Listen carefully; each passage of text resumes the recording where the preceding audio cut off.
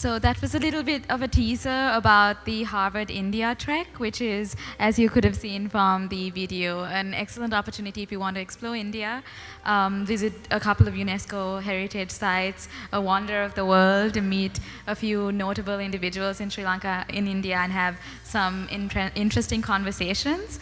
I do think that there is a representative from Harvard India trek among us in the audience today, Mr. Dwiti.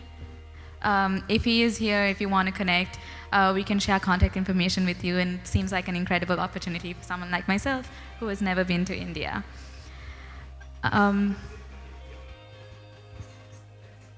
Aditya. Mr. Aditya, we will share his contact information at the end of the conference as well for anyone who's interested. Next up, I hope you have coffeed up and re-energized yourself, because we're jumping right into our next theme for today, which is modernizing agriculture and ensuring food security. Prepare to delve into dynamic conversations on leveraging innovation, technology, and sustainable practices to transform agriculture and safeguard food supplies for a resilient future. Our panel for this theme will delve into strategies and innovations aimed at ensuring the resilience and sustainability of future food supplies. Dr. Vinya Aryaratna serves as the president of the Sarvodaya Shramadana movement in Sri Lanka, a renowned grassroots organization dedicated to community development and social empowerment. Through his leadership, Sarvodaya continues to make significant strides in uplifting marginalized communities and promoting a culture of peace and harmony in Sri Lanka. Rizvi Zahid had a distinguished career at the Hales Group, heading its agriculture sector for 37 years. In his current role as chairman of the Sri Lanka Agripreneurs Forum, he provides leadership for transformation of the food and agriculture sector in Sri Lanka, and is making a significant contribution to sustainable development of agriculture and the economic resurgence of the country. As the Asia Director of Nutrition International, Manoj Kumar provides overall leadership to the development and delivery of Nutrition International's programs and strategies across Asia. He has worked in international development and the humanitarian field over the past 2 decades in 11 different countries in Asia and Africa. This panel will be moderated by Asanka as they discuss how technology, climate change, population growth, and growing wealth impact food supply. Over to you, panel. Thank you. Still morning. I hope you guys got some coffee and tea, and get ready to talk about the #1 need of humans, food, and securing steady food supply. So let's dive right into it. First, I wanted to get this idea, food versus nutrition. So let me dig into, Manoj, maybe. Food versus nutrition, tell me. Sure, can you hear me? Thanks, Asanka. Where I come from, where we believe that good nutrition is the basic foundation of good health, educational attainment, women empowerment, good human capital, and economic development. Without that, without good nutrition, we can't achieve any of this. If you look at World Bank estimates, all forms of malnutrition cost around $3.5 trillion every year to the global economy. And that's why nutrition is important. So when you talk about food security and nutrition security, both are important, both are interlinked, but also both are very distinct. We believe that our goal should be nutrition security, and within that, food security could be one of the components. Because food security talks about addressing hunger issues. It definitely addresses the issue of a child, if child is hungry. But where it comes to nutrition security, it talks about addressing issue of malnourishment. It talks about issue of how do we ensure right nutrient at the right time in the body, mind of a child so that he or she is able to optimize full potential. When you talk about food security looks at its success measures in terms of access, availability, and affordability of food, whereas nutrition security, the measures of success are how many lives have been saved, how how we have improved the health and well-being of people, how have we been averted many health conditions like anemia and stunting. So I'll stop there. Thanks. So, Mr. Resvi, you spent 40 years in agriculture in Sri Lanka and agrotech in Sri Lanka. We are approaching 4.5 billion people in the Asia Pacific, and this theme is living longer and getting richer. As our food or nutrition ideas change, our consumption patterns change, we are also faced with water, land, and climate change, other resource constraints as well. How walk us through from soil to what some opportunities you see, particularly in cases across this region where some success stories. Thank you, Asanka, and thank you very much again for inviting me to be part of this event. Deeply honored. I think Asanka has hit the nail on the head in terms of the number of people in our region, 4.5 billion. And the issue is that as the years progress, and a lot of predictions made by the United Nations systems as well, by 2050, with the increase in population, the 4.5 billion could go to 6 or 8, and the global population from current 8 billion is going to hit, widely predicted, to 10 billion, which means that we need twice the amount of food that is currently available to feed the people. So this is just the food security aspect. Manoj has spoken about the nutrition security. So what it involves is that how do we transform the landscape, because tinkering with food supply on an incremental basis year on year is not going to solve the problem. There has to be some transformations happening in the agriculture landscape. If you look at the Asia Pacific region, we have been dogged by this issue of very traditional farming systems. Much effort has been put to convert the traditional system of agriculture into commercial agriculture. But there are several issues, as Asanka said, governing land, land size, economies of scale, water, and most importantly, the technology, the availability of technology. If you take the example of countries that have developed agriculture very vastly, for example, like the Netherlands or Israel or even New Zealand, Bangladesh, and more recently even Thailand, they have adopted tech enormously fast. So in Sri Lanka, India, I think, is making good inroads. Sri Lanka has lagged behind a lot because of the absence of technology, and with that, the attendant issue, how do you transfer and adapt technologies because of the size of the land and affordability. So those are some of the key issues, Asanka, which I think we can explore as we go along. Absolutely. Let me thank you, Dr. Vinya, for joining us. So now when we're talking about food, and especially how do you manage equitability, meaning how do you protect people from falling into the nutrition trap, or the vulnerable communities, because this is still very much a developing part of the world. There's lots of poverty, lots of, although we like to think about the top 50%, what about the bottom 50%? Thank you, Asanka, and thank you for inviting me to speak at this panel. We just had tea, and some of you are enjoying the delicious Ceylon tea. And Ceylon tea comes from the central region of the country. Of course, there are also what we call the lowland tea.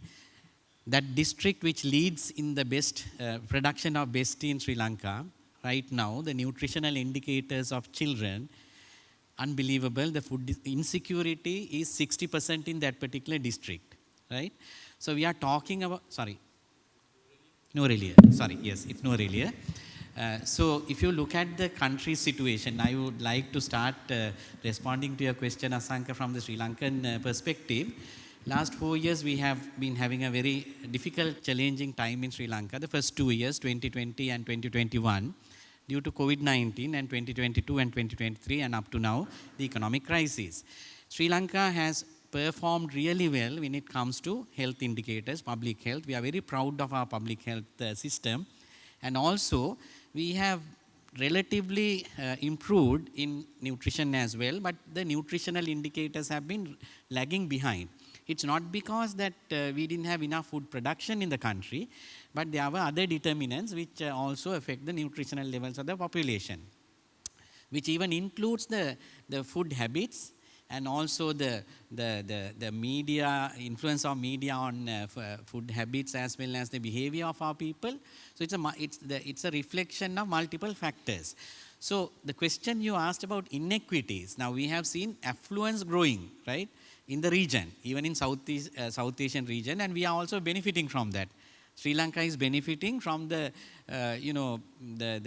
people getting rich in the neighboring nations like India, in terms of tourism and so many other things. But we have seen terrible inequities in our country and also in the region. Now that's what we need to address.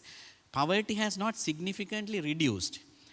Just 4 days ago, World Bank released the development report for Sri Lanka. It says that the Sri Lankan, in terms of the economic stabilization, we have done well, but the poverty has increased.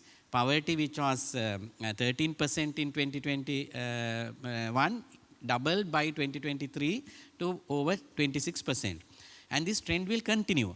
So for me, as a public health practitioner as well as a citizen of this country, I question if the adverse impact is really on the poor and the vulnerable, then what is the meaning of this stability? You can't say, okay, a child, you will be fed, but you have to wait for another 3 years until this improves. So I think it's not a matter of just food production, and technology can be used very well to improve the entire ecosystem, and we are working towards that now, trying to bring in data and information based decision making to the entire state system, and we are supporting that, and we have very senior officials who are present here who are working on this. But technology itself, I think I agree fully with Rizvi that can offer a lot of solutions, but they need to be affordable by the farmers, ordinary farmers who produce. It should not be just directed at improving export agriculture, organic food for a certain segment of our population, whether it is nationally or internationally, but truly look at the food security at a time when the climate change is having severe impact on our population. So the community perspective has to be always there in our decision making, but we have a unique opportunity amidst this crisis to bring in the best of technology, address these inequities in Sri Lanka as well as in the region. Thank you. Mr. Rizvi, let's dig deeper into some technologies. What could work? Yes, good question. What might be working in the developed context may not necessarily work in Sri Lanka. So for example, if you take a country like the Netherlands or Israel, they're using all the most modern technologies like precision agriculture. You can have a Dutch farmer sitting on his 10-meter high, huge, giant harvester by which he has a template in front of him that tells him the state of the soil, when the rains are going to come, where the market is for potatoes, which variety, and he makes instant decisions, and he does well. So that's technology of a different kind.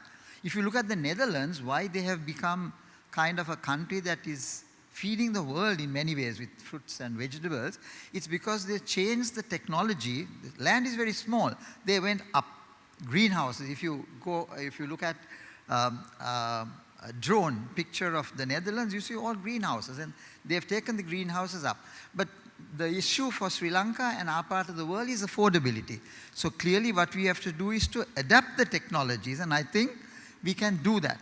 Now, in the question of adaptation of technology, the funding of that adapted technology can come from two routes. One, or two sources. One is from agencies that support it, either government subsidies or some big godfather, grant agencies, international donor agencies that come and help to provide that technology. The other, which is more sustainable, is to ensure that farmers in Sri Lanka can put away some part of their earnings from the crop they do as surpluses and build up an asset base which they can use as collateral with some kind of blended financing. So there are two routes in which the technology can happen. The technologies per se are very simple for Sri Lanka. For example, in Sri Lanka, we use for producing the rice, our paddy, 3,000 to 5,000 liters of water to produce 1 kilo of rice, which is criminal. The reason for that is that farmers are but used to producing this continuously, and therefore there is need to have a new technology.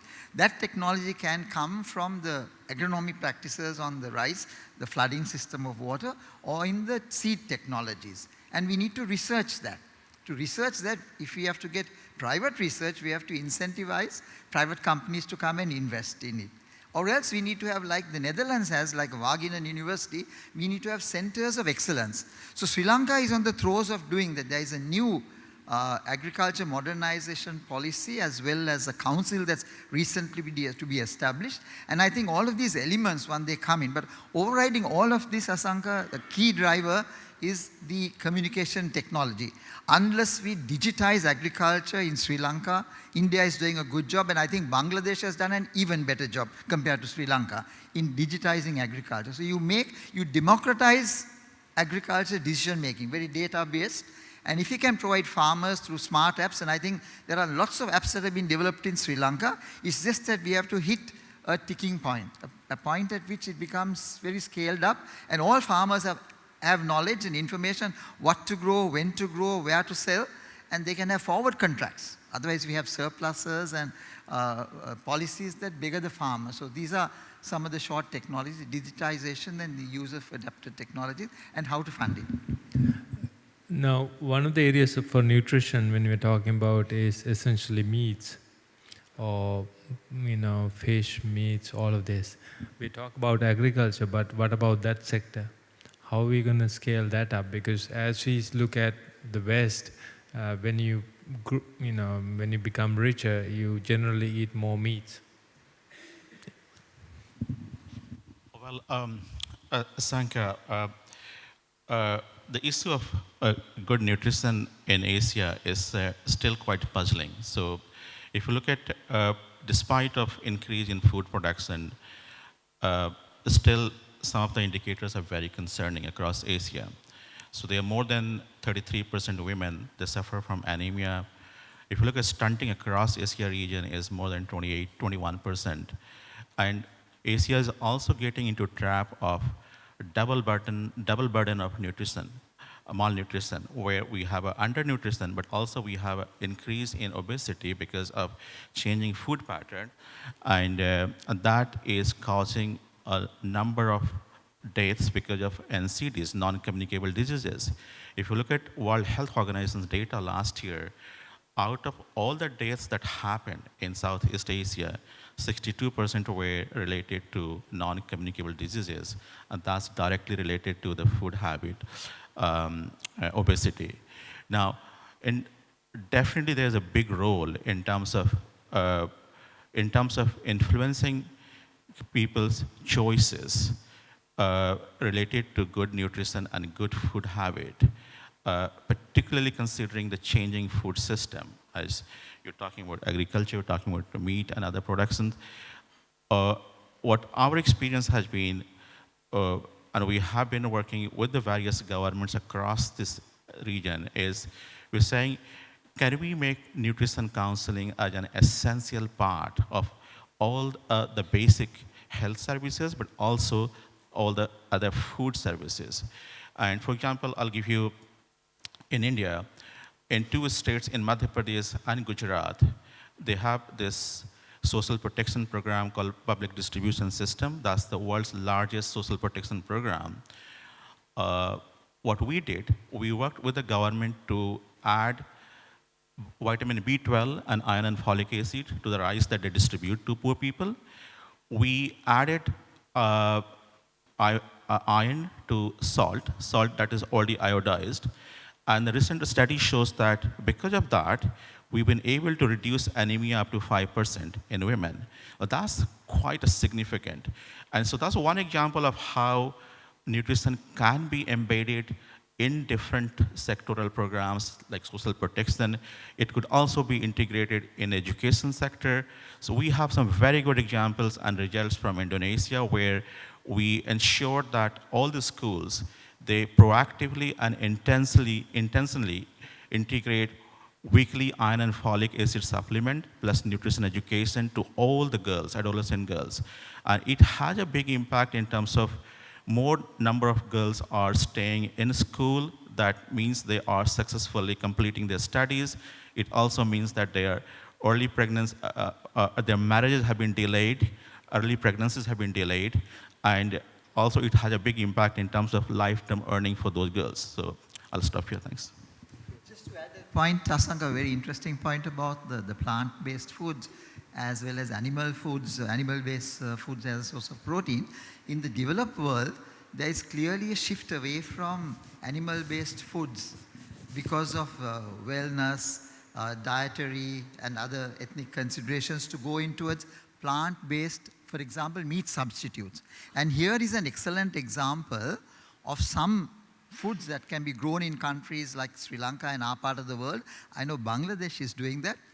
We have a very humble tree in Sri Lanka, also available in India and Bangladesh and other countries, called the jack tree. So the jackfruit in its raw form can be an excellent plant-based meat substitute. And this is something, if promoted, it can support nutrition as well as it can be a great source of income to farmers in order to revive the sector. It's just that we have to take some steps to go away from being a home garden-based crop like the jackfruit into commercial cultivation. I think that's beginning to happen, and I think if that happens, the question of nutrition security also can be addressed. I want to change the topic a little bit, talking about the effects of desertification, salinization and the water tables, and perhaps what our vulnerabilities are in our food security, particularly in India and in this region. Any thoughts? That's a very good question, because if you look at the case of Sri Lanka, I'll just take the example of Sri Lanka, where our major staple food is rice. And we produce on average annual rice production of about 3.74 million metric tons per year. But this gets hit by the vagaries of weather, by climate impacts, either droughts or surplus floods with so many millimeters of rainfall that are supposed to be spread out of the year happening in a few weeks. So this impacts the production of food. And at an average of 3.7 million metric tons, we are fairly food secure, Sri Lanka. But no sooner this happens, and it happens in India with the crop like the humble onion and a few others, climate impacts just reduces the availability. So with all these issues happening globally, like what has happened in Ukraine, you never know whether theaters of conflict and war, whether physical war or economic wars, will impact food supply chains. So if you are not being able to grow something in your own country, you can't look out.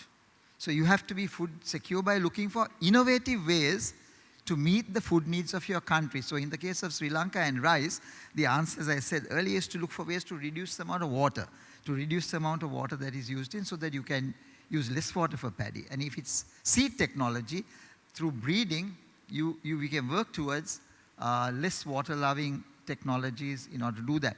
But this is happening all over the world, really. Climate impact is reducing the amount of land available for cultivation. Innovative ways have been found. For example, the Israelis have found ways, of course, traditionally the drip irrigation systems provided an alternative.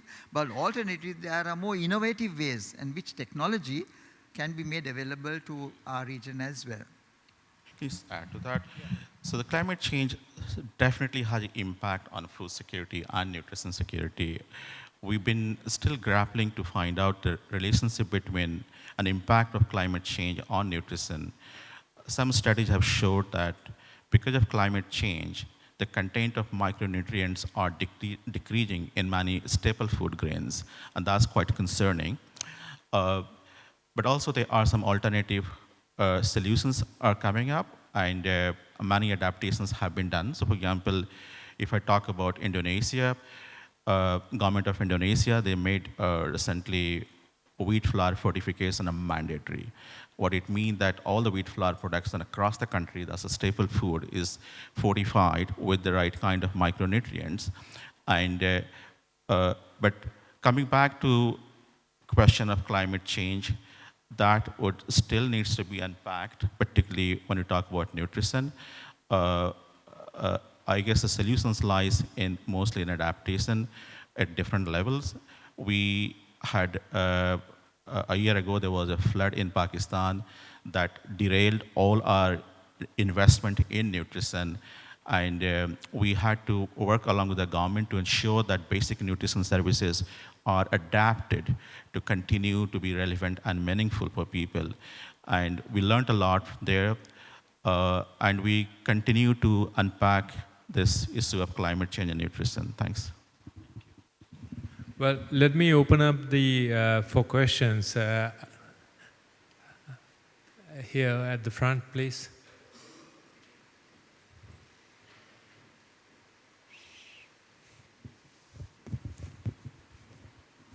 It's on. Okay, thank you. Hi, Rex Young from the US, where definitely Manuja, as you expressed, nutrition, malnutrition, meaning bad nutrition can include obesity, of course, and that's a big problem there. But I'm thinking of what you said in terms of malnutrition. Of course, South Asia has been the poster child of reversing childhood malnutrition through the Green Revolution and clean water. So infectious disease is such a huge impact. Dirty water causing stunting and so on, we're all very familiar. And can you, all experts on the panel, address the other major threat, which is infectious disease, which used to be one of the #1 killers of humankind, is going to make a comeback, and way beyond COVID. I'm thinking especially with the food chain, with the protein chain. We all are familiar with what happens with bird flu and the culling of millions of birds, and that's evolving all the time. But it's not only bird flu, of course. I just came from Laos, where there is a lockdown in the southern provinces, Champasak, because of outbreak of bovine anthrax.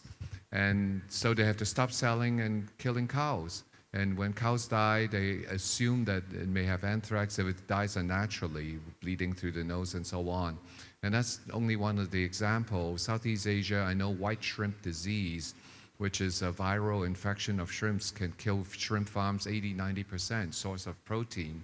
And pigs, some places they don't eat pork, but pig as a source of animal protein is very big around the world, increasingly so.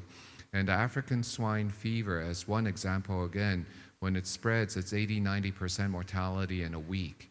So has the governments of this region, because infectious disease also do not respect borders as easily, even though you can quarantine, have the governments, food experts, worked in infectious disease as a threat to food security?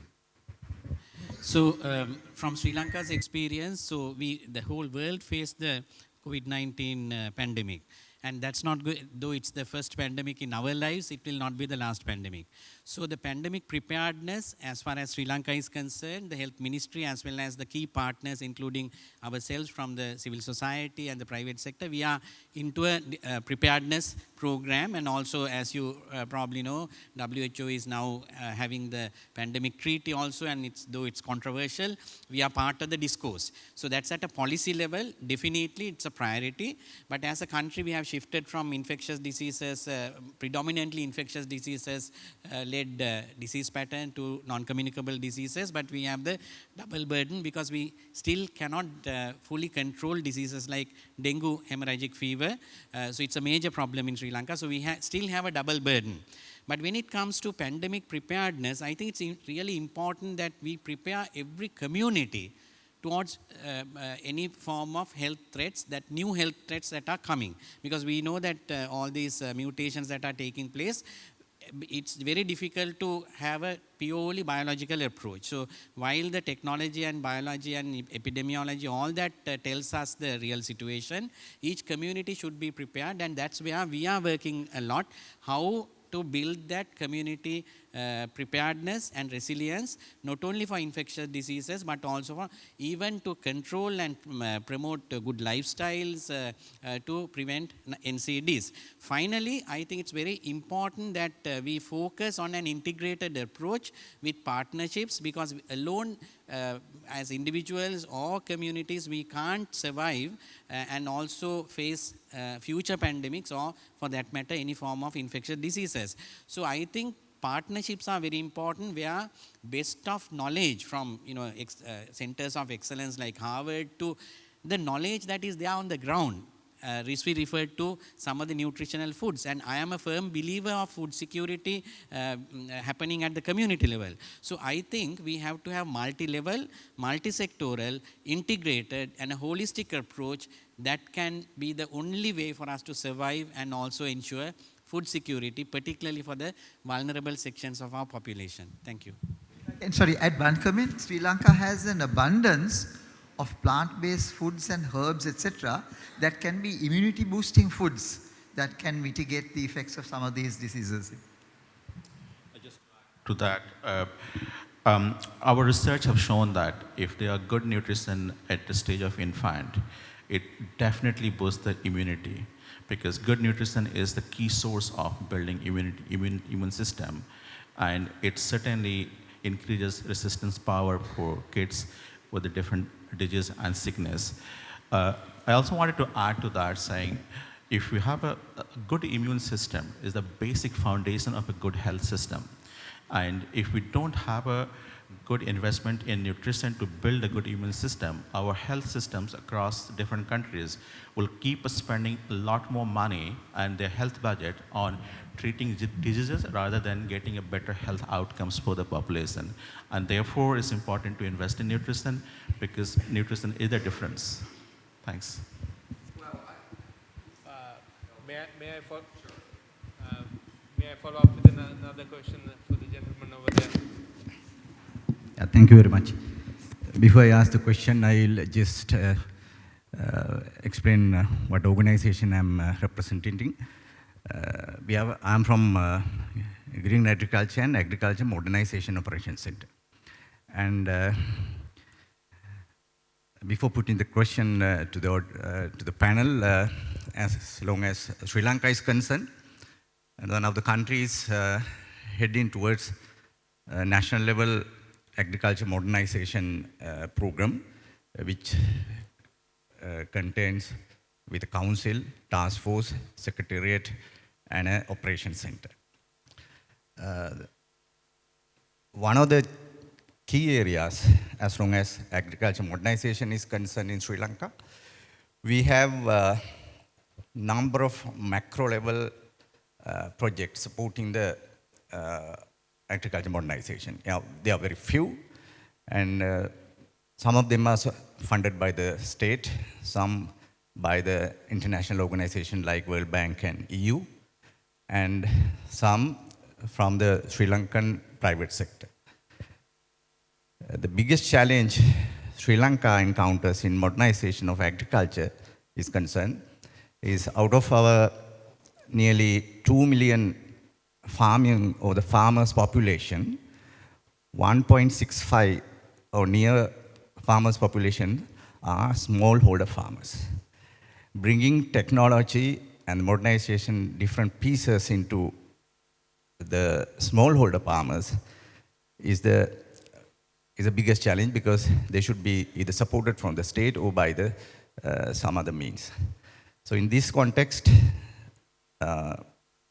capitalizing on how best the smallholder farmers can be supported from the private sector and from the point of view of Harvard Club, I would like to listen something from the panel. Thank you.